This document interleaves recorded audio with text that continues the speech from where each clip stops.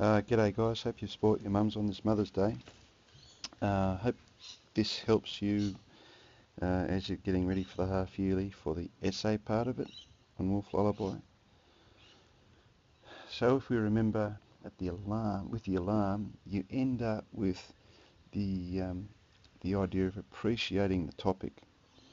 And as I've said down there at the bottom of the book, the significance of the close study is Dr. Evil. Not Dr. Evil, but evil itself as a concept. The idea with this particular play is, the significant idea is, that society has to somehow come to deal with the idea that a child murdered a child. As it turns out, it seems that since we were cavemen, really bad catastrophic events that might have been caused by nature or through people's ill will, or I guess from our perspective through things like mental illness, people have been used to using the concept of evil as a way of explaining what's very, very difficult to understand. Like what seems to be such an unnatural thing, where a good child is capable of murder. If we remember what we had up on the board, your name and defines ended up with evil as most important. Then socialisation and parenting seem to be a possible beginnings of an understanding and a more complex explanation of this act. And that included the communication barriers between both parents and children, but also between the judicial system and children, police and children to a certain extent, and then there's the opportunity to look at the role that media has played in forcing children to become unhappy, and at times so unhappy that that they're capable of doing like unbelievable things. So remember those first few ideas with the alarm to get your paragraphs trundling along with plenty to write about. If you were to introduce the notion of evil in your statement, in your first sentence or topic sentence, what you'd need to do then is describe the features of evil. And the features of evil are the ideas of sin, as religions have been used to explain evil through the idea of sin and devil. That the great stories, indeed the story of Adam and Eve, included the idea of temptation. Evil is seen as a force that determines the actions of people, and of course it's fully negative. With that description of the features of evil, so your topic sentence is about evil, then you describe what you're talking about, and then most importantly you need textual evidence. So I just came up with that little quote on page 8. How could you do such a thing? Twist their necks. Then there's that beat, or that stop, and Lizzie says, the wolf. And of course in this case the wolf seems to be some symbolic reference to the idea of evil. Now I've taken a photo of this alarm table just to make sure that you're remembering how to use it. So you've got the name and define, then the describe. There's a bunch of questions there if you can see them.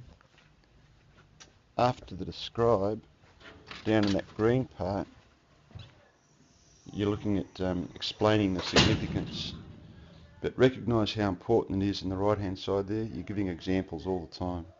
That's where your writing comes from. That's the next page of the alarm table. What does it lead to? Explain the positives and minus of aspects, in this case aspects of evil, aspects of socialisation, parenting, use of language, the difference between adult and child world, the judicial system, etc. Then you've got that chance to get into that purple zone, and in asking questions of yourself like what is the impact of, or comparing and contrasting the negative and positive implications of an explanation of murder through an understanding of evil as a force. What are the positives and negatives? Hilary Bell doesn't think that evil's just a force. She seemed to agree with Gita Serini that it was pretty weird that people in England were so absolutely adamant that these kids had to be killed, as almost as burned as witches at the stake, because they were the embodiments of evil. So that explanation of the inexplicable was primitive. It's what people had always done, which was that why I put that visual up of the evil eye from way back. Now, to give you a bit of a kickstart, and this is where it gets difficult, I thought it'd be best if I wrote something for you for a kickstart for those of you who are having trouble. Here's something. If we can't blame evil, how can we come to understand this act of a child murdering a child? Hilary Bell, through her play, evokes our emotions, imaginations and rational mind to change our perspective about this horrific event. She shapes us to have a more sophisticated and meaningful reaction to the event. So what I'm trying to do there is give you that conceptual appreciation.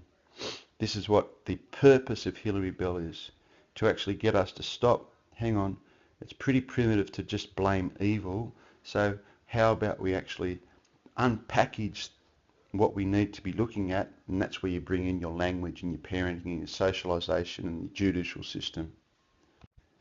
Now, although this is conceptual, it's really important that you understand that she uses form, in this case a play, structure. It's a pretty inventive and modern structure, and that the use of her beats is important. Setting, she makes it realistic. Characterisation, she makes sure that the relationships are not particularly stereotypical, and especially language to evoke our emotions, inspire our imaginations and fire our rational minds. She shapes us to reconsider our immediate and less sophisticated responses, that is, that primitive response. And if people don't think and they act together, all of a sudden you've got a mob, and that mob mentality would, quite potentially tear those kids to pieces. The kids who have been guilty of inexplicable acts of violence. So your task during this week, leading into week 4, will be to find the textual evidence that supports you in arguing that the play is, and I'll leave it there because you really do need to come to terms and use your own words and your own understanding. Finding textual evidence means that you're doing the work of skimming and scanning through the text.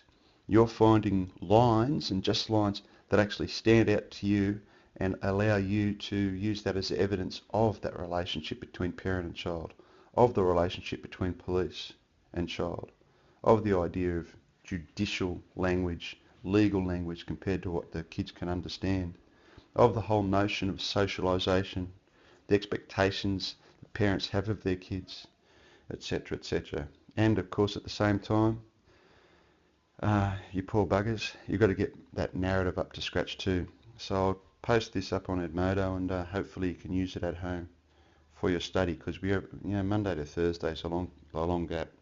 See ya.